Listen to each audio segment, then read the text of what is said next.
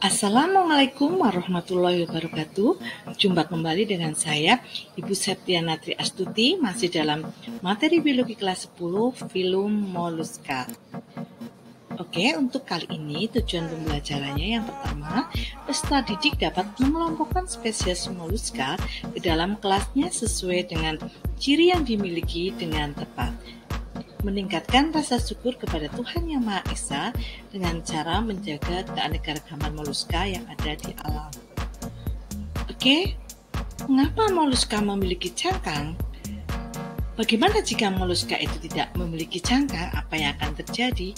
Oke, marilah kita bahas mengenai karakteristik dari moluska. Kalian ketahui bahwa moluska itu bertubuh lunak, sehingga dia dilindungi oleh cangkang, tapi tidak semuanya memiliki cangkang. Contohnya, siput telanjang tidak memiliki cangkang. Untuk moluska memiliki lidah yang disebut lidah radula atau lidah parut yang fungsinya untuk memotong makanan. Sedangkan organ ekskresinya berupa nefridia dan dia di dalam tubuhnya ada dua alat kelamin atau yang disebut hermafrodit. Kita bisa menemukan moluska baik di daratan maupun di perairan. Dan untuk moluska itu memiliki mantel atau selaput di bawah cangkang yang fungsinya untuk melindungi organ visceral. Untuk moluska itu bersifat triploblastik selomata, artinya memiliki 3 lapisan tubuh dan memiliki rongga sejati.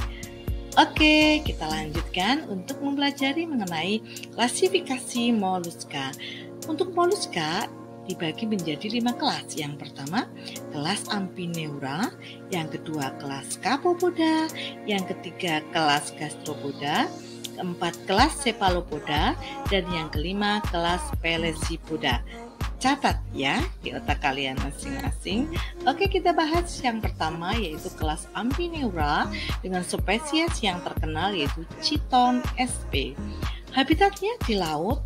Biasanya dia itu ada di pantai dan membenamkan diri di dalam pasir, dan termasuk moluska primitif, memiliki tubuh simetri bilateral dan cangkangnya sangat khas. Jumlahnya ada 8 lempeng yang tersusun tumpang tindih seperti atap rumah atau genteng. Oke, kita lanjutkan untuk kelas berikutnya yaitu kelas Scapopoda. Kelas Scapopoda ini memiliki cangkang yang unik, yaitu seperti trompet dengan ujungnya berlubang. Contoh yang terkenal ada Dentalium vulgar. Cangkangnya seperti trompet, memiliki tentakel di bagian kepalanya. Kita next kelas Gastropoda. Silakan kalian perhatikan jalannya bekicot itu dengan menggunakan perut. Namanya gastropoda. Gaster itu perut, podas itu kaki. Jadi berjalannya dengan menggunakan perut. Contoh yang terkenal ada Achatina vulca atau bekicot, kemudian ada Limnea sp atau keong, dan ada anggota dari kelas Gastropoda yang tidak memiliki cangkang yaitu siput telanjang atau Vagimula. Beda ya dengan lintah. Kalau lintah itu tidak punya tentakel, sedangkan untuk Vagimula punya tentakel. Untuk Gastropoda ini tentakelnya ada 2 pasang, yang sepasang untuk penglihatan, yang sepasang untuk indera peraba. Oke, kita lanjutkan yaitu mengenai Cephalopoda. Halo, saya Gurita. Saya memiliki tentakel atau kaki di kepala, makanya saya disebut Cephalopoda. Dan contoh yang terkenal ada cumi, sotong, dan nautilus. Kalian perlu ketahui bahwa nautilus satu-satunya anggota dari Cephalopoda yang memiliki cangkang. Dan untuk gurita, sotong, dan cumi-cumi itu memiliki alat pertahanan diri, perlindungan diri berupa tinta. Oke, yaitu untuk mengelabui pandangan atau memberikan pandangan yang gelap pada musuhnya. Kita lanjutkan yaitu kelas Pelesipoda. Pelesi itu kapak, podas itu kaki. Jadi untuk kelas ini kakinya menyerupai kapak dan lameli branchiata. Lameli itu lembaran, branchia itu insa. Artinya insangnya itu berlembar-lembar. Dan dikatakan pula kelas bivalvia.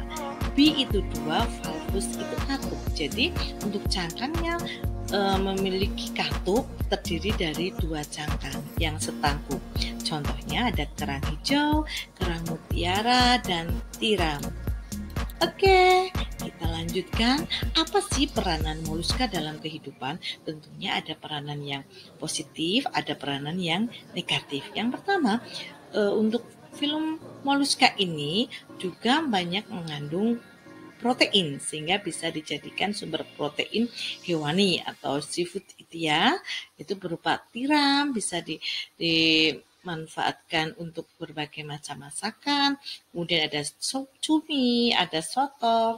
Selain itu, kerang mutiara itu bisa dijadikan komoditas ekspor, yaitu untuk perhiasan yang memiliki nilai ekonomi cukup tinggi. Dan selain itu, untuk moluska, kalau jumlahnya populasinya terlalu banyak, contohnya untuk keong atau siput air tawar, itu dapat berperan sebagai parasit atau mengganggu tanaman budidaya seperti padi dan lain sebagainya.